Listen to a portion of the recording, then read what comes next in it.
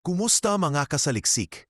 Sa gitna ng malakas na dagundong ng mga makina at pagyanig ng lupa, muling bumalik sa pandaigdigang eksena ang Subic Bay, isang lugar na matagal ng bahagi ng kasaysayan ng ugnayang militar sa pagitan ng Pilipinas at Estados Unidos. Nitong mga nakaraang linggo, libu-libong kagamitang pandigma ang dumating sa baybaying ito.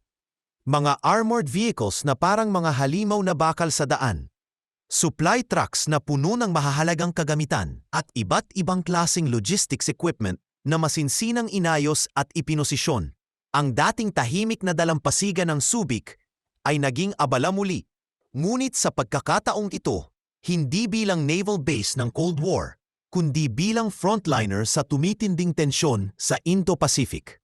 Ang desisyong ito ng Amerika na muling gawing staging ground ang Subic Bay ay hindi lamang simpleng pagkilos ng logistics. Isa itong matatag na pahayag.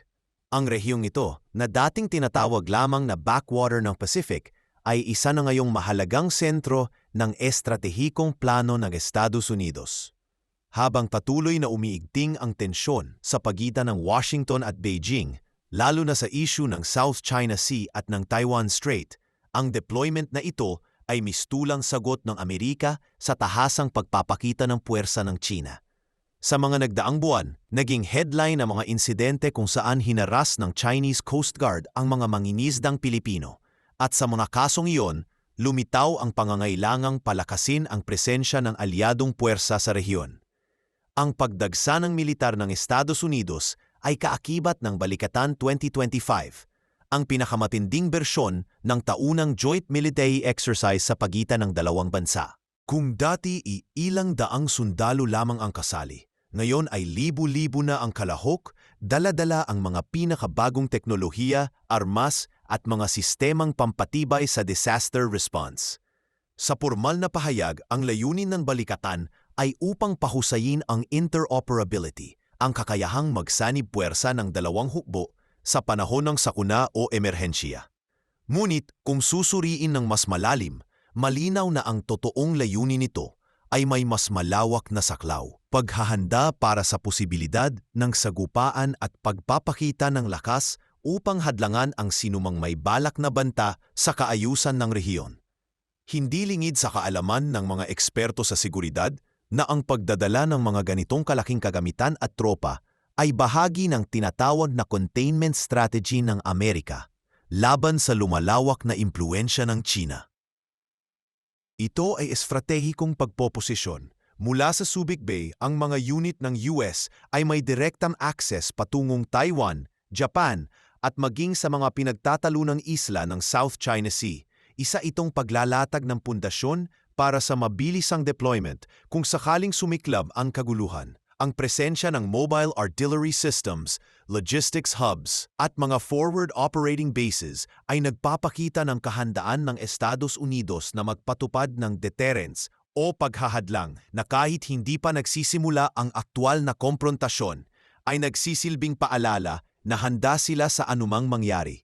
Sa gitna ng lahat ng ito, muling napapansin ang mahalagang papel ng Pilipinas sa mas malawak na plano ng Amerika para sa Indo-Pacific. Sa kabila ng mga nagdaang taon ng agam-agam sa presensya ng banyagang tropa sa bansa, ngayon ay tila nagbago na ang ihip ng hangin. Ang Pilipinas, bilang isang treaty ally ng Estados Unidos sa ilalim ng Mutual Defense Treaty, ay muling tumatayo sa entablado ng global security, hindi bilang isang tagapanood, kundi bilang aktwal na kalahok. Sa bawat kagamitang bumababa sa pantalan, sa bawat tropang sumusugod sa field exercises, ay nakikita ang pag-usbong ng isang bagong papel ng bansa, ang maging tagapagtanggol ng balanse ng kapangyarihan sa rehiyon at kasangga ng mga bansa laban sa agresyong militar ng mga mas malalakas na estado.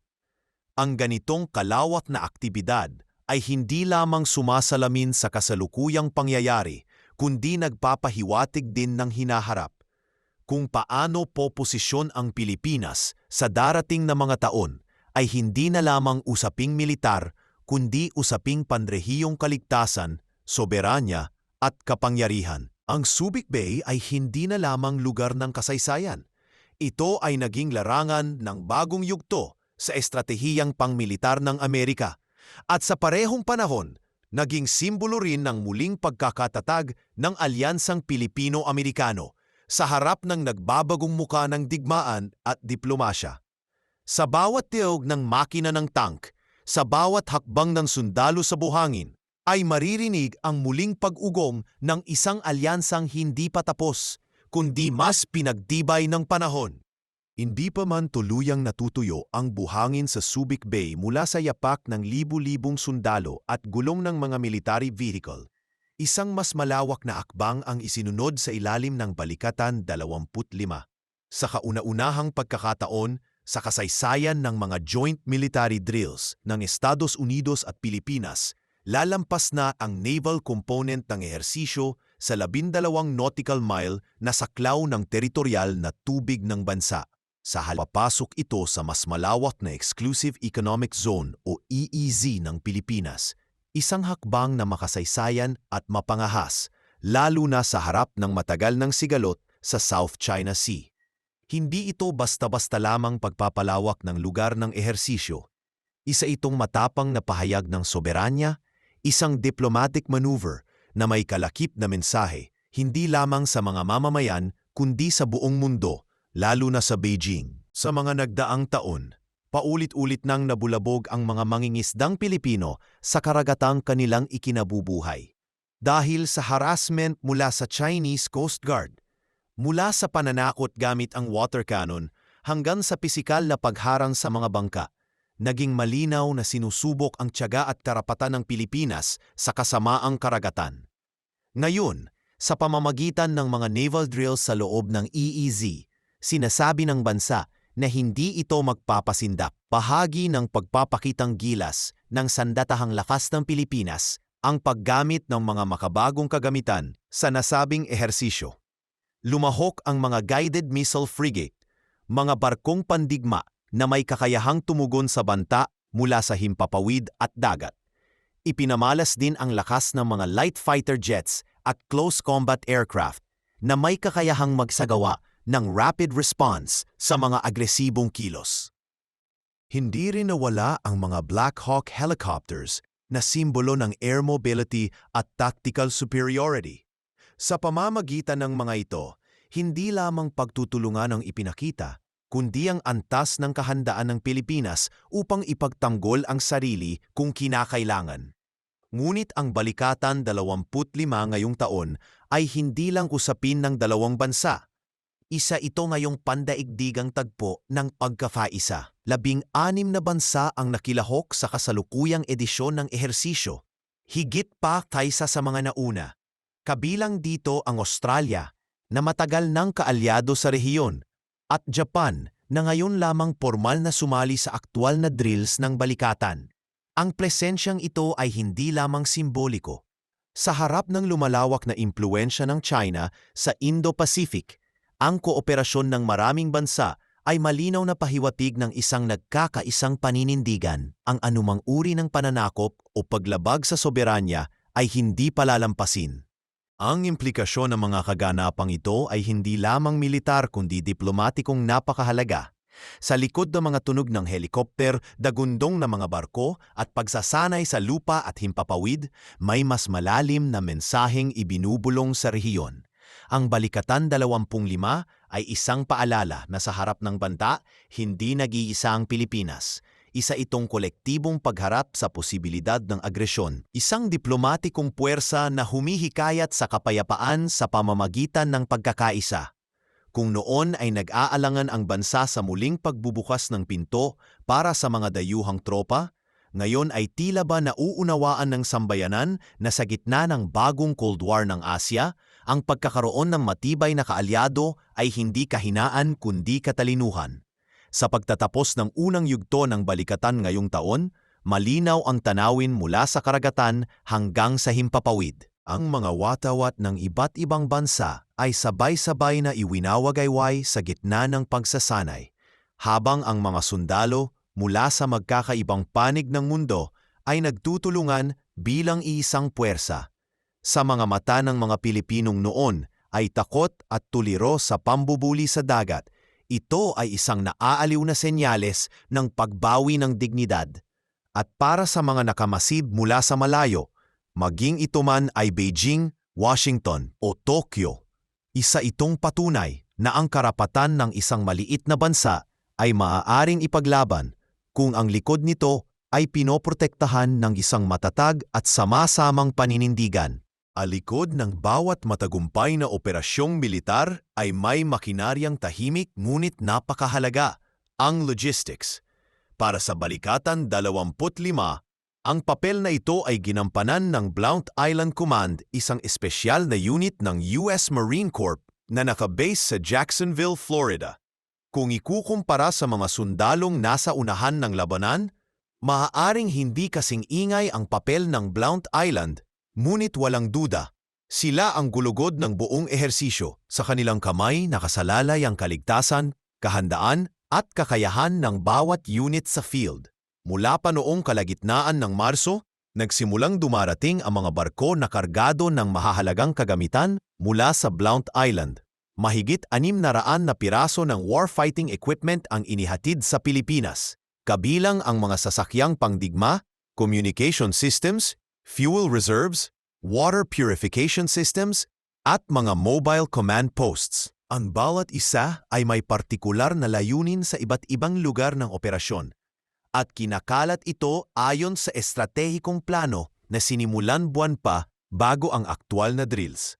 Ang lawak ng deployment na ito ay hindi lang patunay ng suporta ng Estados Unidos, kundi indikasyon rin ng lawak ng kanilang paghahanda sa anumang maaaring mangyari sa rehiyon. Ngunit hindi lamang dami ang mahalaga sa operasyong ito, kundi ang teknolohiya. Sa unang pagkakataon sa kasaysayan ng ganitong uri ng operasyon, ginamit ang isang advanced RFID tracking system na binuo mismo ng Marine Corps Platform Integration Center. Sa pamamagitan ng Radio Frequency Identification o RFID, bawat piraso ng kagamitan ay natutukoy at nasusubaybayan mula sa mismong sandali ng pagbaba nito mula sa barko. Gamit ang roll-on, roll-off discharge platform, ang sistema ay nagsilbing digital na mata ng operasyon. Kayang tukuyin kung nasaan ang isang truck, kung kailan ito bumaba, at kung anong kondisyon ito. Ang real-time monitoring na ito ay nagbibigay ng hindi matatawarang kalamangan sa mga komander sa field. Dahil ang bawat galaw ay nakikita at nasusuri ng walang pagkaantala. Ang operasyon ay hindi rin magiging posible kung wala ang mga technical assistance at advisory teams na nagmula sa Florida. 13 miyembro mula sa Blount Island ang ipinadala sa Pilipinas bilang bahagi ng preparasyon. Ang kanilang gawain ay hindi lang limitado sa pagbabantay sa mga kargamento. Sila rin ang pangunahing tagapayo pagdating sa maintenance, calibration, corrosion control, at performance optimization ng lahat ng kagamitang ginamit. Hindi biro ang responsibilidad nila. Mula sa wastong pagpagagana ng fuel systems hanggang sa pagtiyak na ang communication units ay gumagana sa mga matataas na altitude at mataas ang humidity. Sa pagsasagawa ng lahat ng ito, hindi lamang ang kahusayan ng kagamitan ang naipakita, kundi pati ang resilience at adaptability ng mga tao sa likod ng operasyon. Sa pamumuno ni Colonel Luke Watson, Commanding Officer ng Blount Island Command, at Major James Fizica, Officer in charge ng field deployment, ipinamalas ng Marine Corps ang kanilang kakayahan na mag-operate sa ilalim ng high-pressure environments. Sa mga eksena sa Dingalan Bay, kung saan isinagawa ang Joint Logistics Over-the-Shore Operation gamit ang USNS Sisler, makikita ang kahusayan ng koordinasyon ng bawat unit. Ang pag-offload ng mahigit 160 piraso ng pangunahing kagamitang militar mula sa barko ay naisagawa ng walang aberya. Salamat sa detalyadong plano at paggamit ng modernong teknolohiya. Si Major Fizica mismo ang nagsabing, "We were able to track equipment the moment it rolled off the ship." Isa itong pahayag na simple ngunit may malalim na kahulugan. Na sa modernong digmaan at logistics, hindi sapat ang lakas ng loob. Kinakailangan ang matatalim na sistema, episyenteng komunikasyon at tamang datos. Sa tulong ng RFID system, nakarating ang bawat kagamitan sa tamang lugar, sa tamang oras at sa tamang kondisyon. Habang umuusad ang balikatan, patuloy ang pagpapatunay ng Blount Island na sa likod ng bawat matagumpay na operasyon ay may mga taong hindi man laging nasa spotlight ay siyang tunay na tagapagtaguyod ng kahandaan at seguridad. Hindi lang nila pinadali ang paggalaw ng mga tropa, binigyan nila ito ng masusing direksyon, gamit ang siyensya, inobasyon at dedikasyon. At sa panahon ngayon na ang digmaan ay hindi na lamang laban ng lakas, kundi ng impormasyon, teknolohiya at logistik, ang kanilang papel ay higit pa sa suporta. Sila ang buhay ng operasyon.